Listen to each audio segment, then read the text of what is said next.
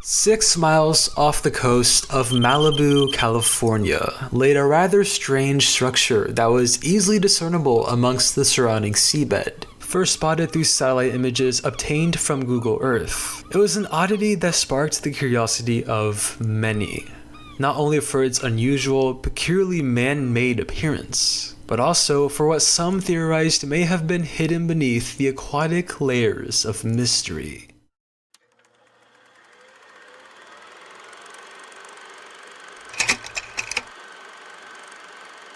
What was this? Researchers found this anomaly to be roughly 2,000 feet below sea level and 2.5 miles wide. The structure appears to be oval-shaped and even has several pillars holding up a large flat roof. Of course, when this image first made waves around the internet, speculation abounded. It was one thing for an unusual natural formation to be spotted on a satellite image. This itself is an all too common occurrence. But something about this object in particular led much of the public to believe that there was more behind its existence than just a byproduct of Mother Nature. Very few anomalies captured on Google Earth appeared this symmetrical, and its structure largely resembles that of an Olympic arena or an indoor stadium hidden in the depths of the Pacific Ocean. Thus, it should come as no surprise that the superstitious held mystifying views of what was shown in this photo. Some believe this really was an arena, belonging to an ancient city now submerged underwater. Others thought it to be a secret military base or the remnants of a large boat or other man-made watercraft. But what was undoubtedly the most popular theory was that this uncanny structure was an underwater alien base. The bottom of the entrance is 700 meters or 2,296 feet from the surface. The distance between the pillars is 2,745 feet wide. Is this proof of an entrance to something inland? We don't know. It could be natural. It could be 10,000 years old. It could be 100 years old. We don't know. It's a possibility with the thickness of the dome, of the ceiling, that there's a dome there full of oxygen. We don't know.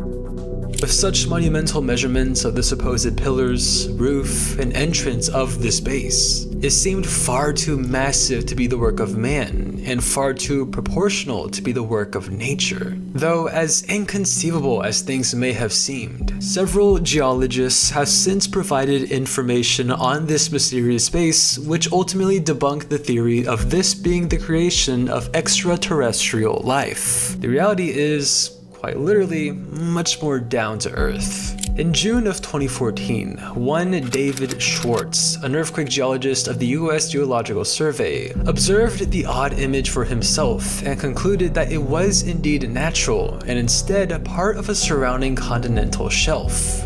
It's just a complicated part of what's now offshore that has seen some erosion, and maybe slumping when perhaps this was partially exposed when sea levels were lower. There's no flag under the water that says, "I'm the entrance to an alien base." There's nothing unnatural looking about it, it's just showing some sort of variation in the offshore coastal morphology. A research paper published far before all of this discourse only further supports Schwartz's claims. In 2009, the Geological Society of America provided an illustration within this paper that showed cross-sections in the underwater region of the base as well as topography measurements of the circumjacent area. To the mid-left of the map is an oval shape that is strikingly similar to the anomaly spotted on Google Earth. Indeed, this is Sycamore Knoll, identified by researchers years before the emergence of countless left-field theories as not an aquatic UFO base, but a considerably large underwater hill. Schwartz credits the formation of this knoll to a thrust fault, when an upper slab of rock moves up and over a lower slab after pressing against one another and overcoming the friction holding them in place. Reverse faults such as this are frequent in areas under convergent plate boundaries. Areas such as Japan and Southern California fit right into this category, underlining the importance of context involving this oddly shaped object. What we're looking at is interpreted as being the surface expression of this doom thrust, which is part of a large fault system in Southern California. A former FBI agent named Ben Hansen also examined these images and found that much of the enigma surrounding the Malibu mystery stems from a misleading perspective. Hansen offered an alternative view of the alleged base when questioned by HuffPost, providing further analysis of how the appearance of a roof and pillars largely differ from reality. This was taken from a different angle of the mysterious base. The dark areas that people are saying look like the inside of the base really starts to look just like shading of indentations to the shelf, and the pillars are now represented as jagged ridges. Through his observations, Hansen also emphasizes the occasional inaccuracy of Google Earth images, further explaining how Google often uses 3D auto-generation programs to fill in the gaps of conflicting underwater data. We're dealing with limited information to render the graphic because we can see it evidenced in the disparity of image quality between the anomaly and the areas immediately surrounding it. The blurry sections and jagged edges obviously suggest a patchwork of image processing has taken place. So ultimately, no alien base that we know of. But the Malibu mystery does go to show how even the most incomprehensible oddities can be accounted for with equally confounding explanations and a slight amount of context. Thanks to expert geologists, the theory of an underwater alien base has been put to rest, and now lives on as a rare example of when inexplicable mysteries are finally solved.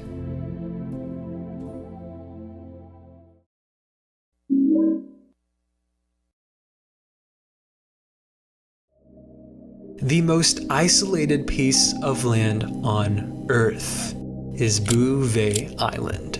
Barren, uninhabited, and unbearably frigid, this speck of ice is located in the South Atlantic Ocean between the southernmost tip of Africa and Antarctica, the latter being the closest piece of inhabited land in its proximity. Being subantarctic territory, Bouvet Island is nearly entirely covered in glaciers, all of which are situated underneath an active volcano. Bleak conditions, coupled with the incredible remoteness of the island, have made many modern expeditions into very turbulent journeys, with travelers who are daring enough to visit the land needing to arrive by helicopter due to regular boats simply being unable to navigate the harshness of the nearby mid-Atlantic ridge. An island such as this would typically turn away most explorers. But in 1964, foreign weather researchers rediscovered the land and envisioned constructing a weather tower in this remote area. On April 2nd of that year, the HMS Protector, an Antarctic ice vessel belonging to the Royal Navy, was sent to Bouvet Island to further explore the terrain. From there, another team led by Lieutenant Commander Alan Crawford soon arrived to view the area for themselves. As they landed and began looking around, Crawford spotted a lagoon with something rather odd sitting over the water. It was an abandoned wooden lifeboat.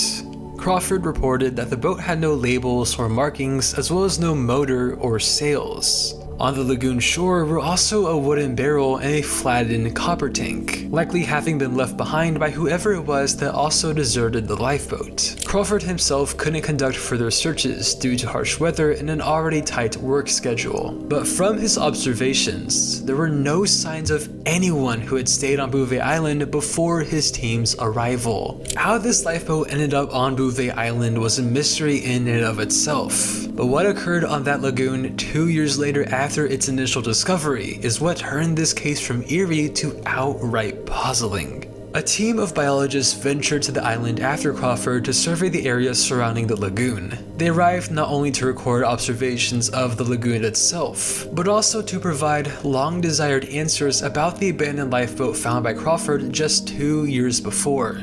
Only issue? When this team visited the lagoon, there was no boat at all. Between Crawford's expedition in 1964 and that of the biologists in 1966, the abandoned lifeboat had seemingly vanished into thin air. There were no subsequent visitors recorded between the 2-year time period, so the possibility of another expedition retrieving the boat was ruled out. It is also easy to assume that the lifeboat simply sank into the lagoon. However, the biological survey team found that its waters were rather shallow and also never mentioned any lifeboat in their reports. If it was there, they almost certainly would have stated it. Strangely enough, this is a mystery that has yet to be resolved, but many spent years questioning where this lifeboat even came from to begin with, let alone what became of it. All that was certain was that the boat couldn't have appeared no more than 10 years prior to the 1964 expedition. This being because the lagoon itself was created by lava flow in this space of time. A decade prior, it ceased to even exist. With no one claiming the lifeboat as their own,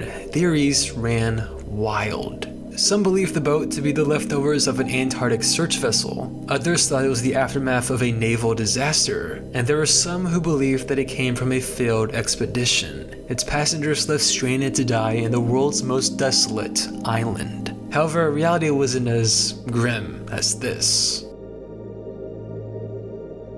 A Reddit post made by a user named Qualis Lebet in 2015 not only brought this case back to light, but also found an answer to the age-old lifeboat mystery. And it came from a series of Soviet documents written in 1960. In their post outlining the mystery, Lebet cited page 129 of Transactions of the Oceanographical Institute as the text which holds the true context behind the abandoned lifeboat, who brought it to the island, what its purpose was, and why it was left behind.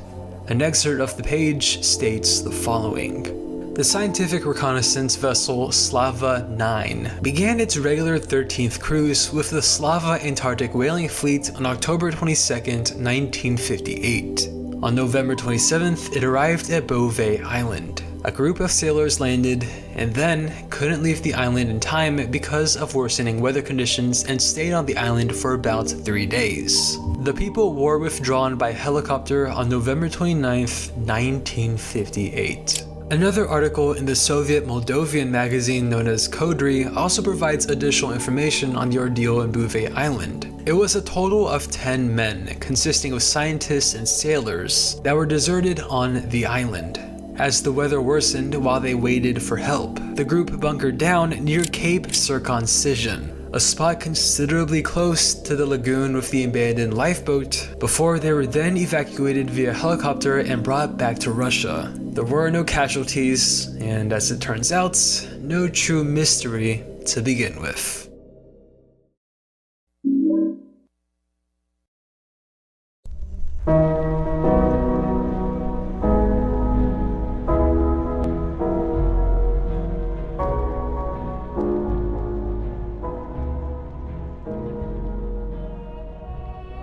In 1930s England, an unidentified serial killer terrorized the streets of Halifax, violently slashing their predominantly female victims and further causing widespread hysteria across entire communities. The only catch? This serial killer never even existed.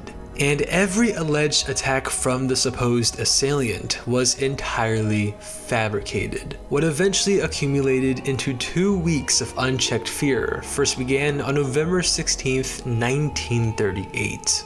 On this date, 2 Halifax residents named Mary Gledhill and Gertrude Watts both reported being ambushed by an unknown man wielding a mallet. The women escaped the scene before the situation escalated, but failed to catch a glimpse of the man's face or any other notable features aside from bright buckles on his shoes. Just 5 days later, on the 21st, another woman named Mary Sutcliffe was walking home after a long day's work at a toffee factory when yet again, a man suddenly appeared from underneath a street lamp and attacked the unsuspecting lady. Instinctively, Sutcliffe raised her arm to block an incoming strike from the man and frantically ran back home to treat her wounds. The woman had suffered a deep laceration on her wrist from the man's slash, which required 4 stitches to close. Unlike the case of Gledhill and Watts, this attack occurred in a relatively well-known and well-lit area, and yet no witnesses at the scene could recognize the perpetrator. As more purported attacks began piling up, many locals feared that they would be the next victim of the Halifax slasher, the designated nickname of a mysterious man whose weapon of choice was said to have been either a kitchen knife or a razor blade. The list of names and attacks only grew longer over time. 2 locals named Percy Waddington and Hilda Lodge were supposedly attacked on the 25th. A woman named Lily Woodhead was slashed herself on the 27th, and even Sutcliffe was attacked once more on the 29th. as she suffered a slash to the chest inside her own home. But alas, neither her present mother nor her neighbors saw Sutcliffe's attacker during or after the slashing. And the anonymity of this slasher became somewhat of a common theme in the spree of attacks. The public was desperate for answers as to who the Halifax slasher was and what their motives were, assuming there was a manic assailant on the loose. Amid the resulting frenzy, local businesses were forced to shut down, vigilante groups formed in the streets, and citizens were pointing fingers left and right as to who they irrationally believed to be the slasher. A man named Clifford Edwards experienced firsthand just how rampant and fierce these baseless accusations were. The man had actually seen Lodge after she was attacked and attempted to treat her, but a nearby mob gathered around the scene and began accusing Edwards of being the slasher himself. Reports say that the mob of roughly 200 were chanting to rip him to shreds, with the situation turning so bad that police officers were forced to escort Edwards to his home. It became clear that citizens were growing restless, and Halifax was turning into a town in chaos. Even officials from Scotland Yard were sent in to pursue the Halifax slasher alongside local police. But when a series of revelations were brought to the media's attention, locals and authorities alike found that this slasher scare was greatly blown out of proportion. See, as mass hysteria began to build and pressures grew heavy on investigations, many alleged victims started opening up more on their own stories, slowly turning the status of the Halifax slasher from genuine danger to exaggerated hoax. On November 29th, the aforementioned Percy Waddington ended up confessing to police that the injuries he suffered from the Halifax slasher were actually inflicted on his own. It is unknown what led Waddington to harm himself or what his reasons for confessing were, but regardless, he was just the first of several admissions. Hilda Lodge then came forward and admitted that she had scratched her arms and face herself with glass from a smashed vinegar bottle, and that no mysterious slasher was ever involved. When further questioned by the press, Lodge stated, "I don't know what made me do it." The case of Lily Woodhead also turned out to be largely fabricated. The night she was supposedly attacked, Woodhead got into a heated argument with her boyfriend that ended with the couple breaking up. The man refused to walk Woodhead to her bus after the ordeal, which caused her to fake a slasher attack with a razor blade in an attempt to make her partner feel guilty for choosing not to walk her safely. As one can imagine, this did not work, and all Woodhead ultimately did was make an ass out of herself. The flood of confessions didn't stop there. Sutcliffe's second attack was also found to have been faked, which further brought the credibility of her first into question. And even a 15-year-old girl from the neighboring town of Doncaster fabricated a slashing of her own after she read of the Halifax slasher in a local newspaper. With all of these newfound confessions, a puzzling question arose. Why did so many of Halifax citizens, without any valid evidence, believe so strongly that there was a slasher on the loose that they practically ended up manifesting one into reality themselves? To answer simply, it was because it wouldn't have been there first. 11 years prior to the reported attacks of 1938, a man named James Leonard was sentenced to 6 months in prison for stalking and later slashing the clothes of a total of 6 separate women in Halifax. Though he would have been free at the time,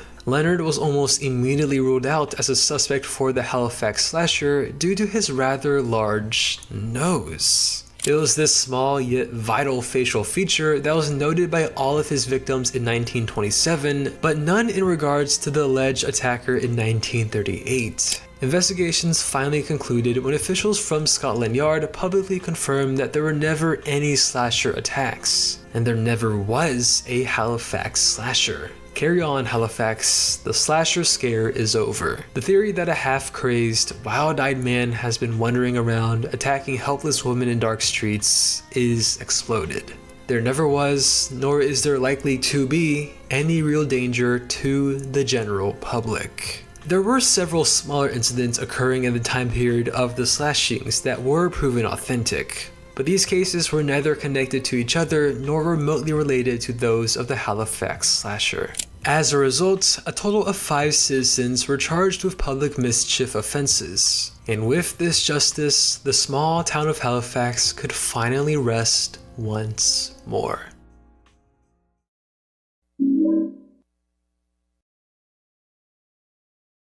England can be one wild place.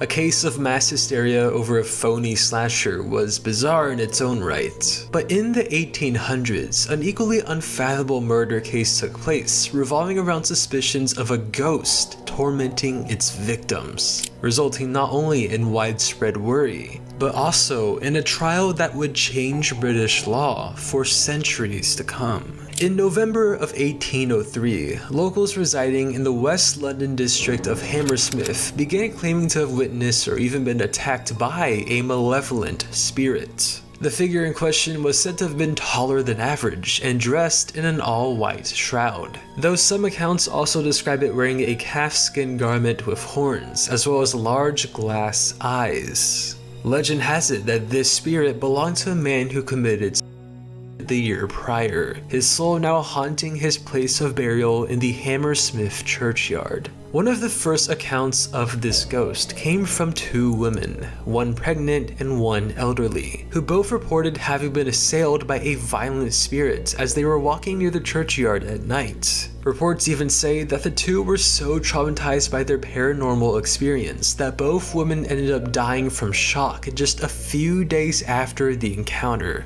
On a later date, a brewer's servant named Thomas Groom was walking through the same churchyard with a colleague at 9 p.m. when suddenly a ghastly figure emerged from behind a tombstone and swiftly gripped him by the throat. Groom's colleague was separated from him as this happened, but as soon as he heard the scuffle, the man turned behind him only to find an unsettled Groom. The ghost itself inexplicably vanished into thin air. Another man named William Girdler, a night watchman who was on the job at the time of his encounter, spotted the Hammersmith ghost on Beaver Lane on the 29th of December. Girdler began chasing the ghost with hopes of seizing it for good. As he did, the spirit abruptly took off its shroud before just narrowly escaping from Girdler, who was unable to catch a glimpse of the figure underneath its cloak. At the time of all of these sightings, the City of London did not have an organized police force, and authorities could only do so much to apprehend a phantom figure. As more stories were circulating and locals grew frightened, several armed patrols were independently formed by civilians with the goal of capturing the Hammersmith ghost. Girdler himself was close to one of the civilians patrolling the town,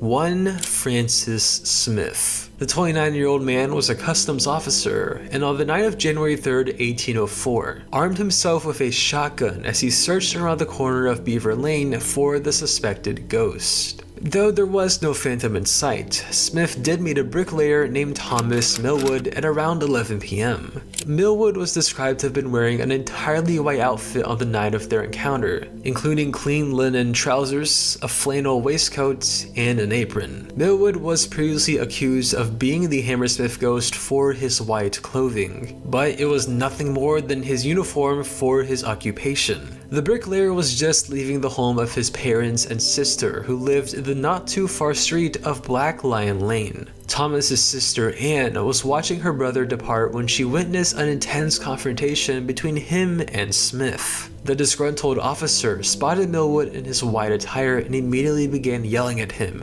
shouting, "Damn you! Who are you and what are you? Damn you, I'll shoot you." In the heat of the moment, Smith truly believed that he had found the infamous Hammersmith ghost, though who he was really challenging was an innocent man who happened to be in a pale outfit customary to his trade. Regardless, the officer wasn't letting off his shotgun's trigger. Smith shot Millwood in the left side of his lower jaw, killing him instantly. After being taken into custody, Smith was then tried for willful murder by the courts. Now, Smith's case was compelling for one very notable reason, being that it established the legal precedent that one must still be held accountable for their actions, even if they acted from an unfounded belief. Many who were close to Smith came forward to attest to the officer's good character, but Chief Judge Baron MacDonald asserted that the officer did not need to hold any malice for the case to be classified as manslaughter. Smith did not murder Millwood on accident, nor did he commit the act as a means of self-defense. Furthermore, there was no justification for Millwood to have been shot in the first place, as he did nothing to provoke Smith, and more obviously was not the Hammersmith ghost. And even if he was,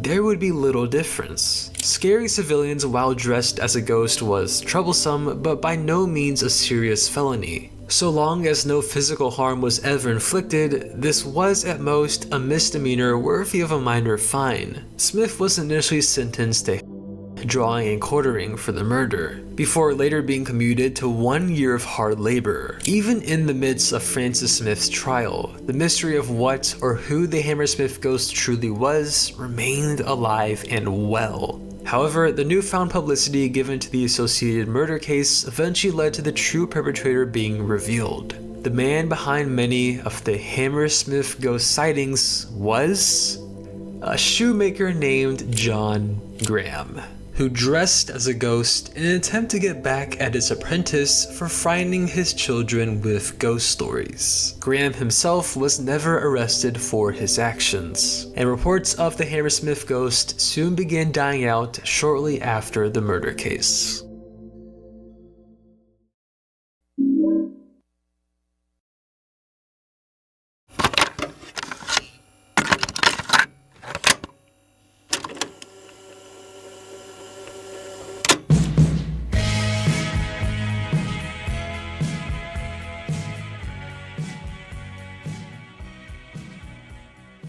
The very song you're listening to now was played on a German radio station known as Norddeutscher Rundfunk in the mid-1980s. Tuning into this broadcast was a young teenage boy named Darius, who was searching for new wave tracks to add to his mixtape. Darius recorded anything he found intriguing with cassette tapes, and to capture the clearest audio possible, removed every talking segment in between each song. This removal also meant that information such as a record's name, airplay date, and artist would be unavailable. But if it was a song that the listener easily recognized, it wouldn't have made a difference. The only dilemma was that this song was one that nobody recognized. The outfit behind the track was largely underground, and with there being nothing to pinpoint its origins, this very record would remain unidentified for a total of 17 long years.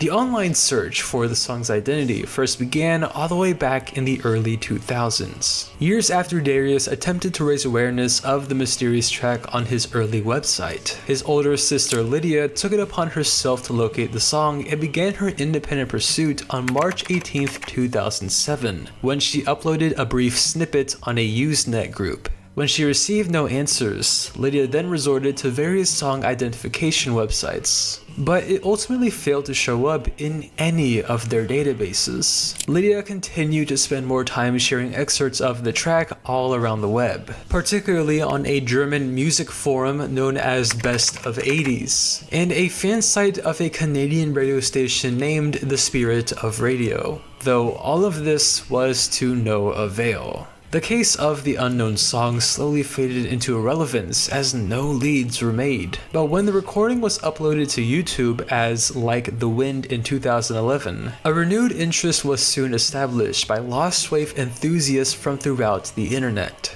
There was little to go off of, but that never discouraged the communities of independent researchers who dedicated years to finally unraveling what was since dubbed the most mysterious song on the internet.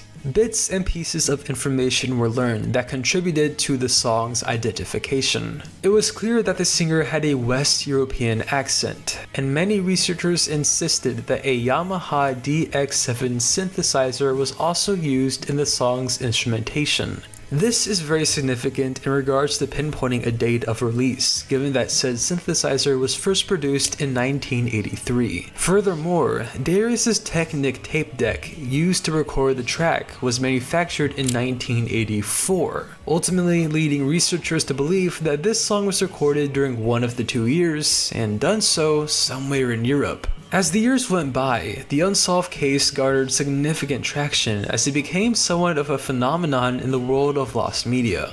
The song was covered by countless YouTubers and blog pages. An official subreddit entirely devoted to solving its identity was founded, and the same NDR radio station that it initially played on broadcasted the song once more to see if today's listeners could recognize its melodies. It seemed like everything was done to bring this mysterious song back to light, and yet there wasn't a single person who could somewhat recognize its artist or name. For nearly 2 decades, this remained the case. But just this past November, a post was made on the mysterious song subreddit by a user named Margin1412. And in this post, the origins of one of the most notorious cases of lost media the internet has ever seen was unveiled.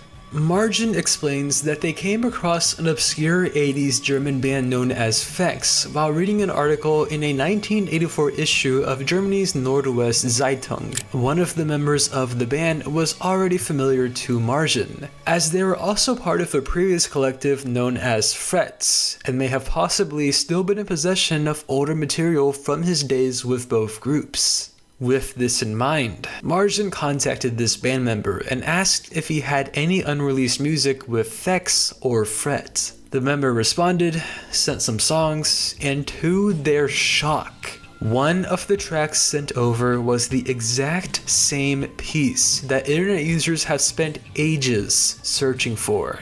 Just like that, a name and artist could finally be attached to a song once deemed irrecoverable. Subways of Your Mind by Halifax, a German band described as rock with wave and pop influences. Halifax consists of Michael Hedrick, Tur Buquat, Hans Reimer Sievers, and Norbert Ziermann. Together, the group recorded the track in 1983 to little initial attention, but were planning to re-release the record after learning of its newfound recognition and re-establishing contact decades after their formation. Halifax were delighted to see how dedicated so many people were in finding one of their lost works. And one of its members, Michael, further confirmed the entire story to the TZ. 3 of Halifax's members have since reunited to perform a live acoustic version of Subways of Your Mind for a German radio station in their hometown of Kiel, and a digital version of the song was officially released over a month later on December 20th. With this, what was once the most mysterious song on the internet was finally found. 17 years after the first search commenced, and over 40 years after it was first recorded on a young Darius's tape deck. This has been Zen. Take care.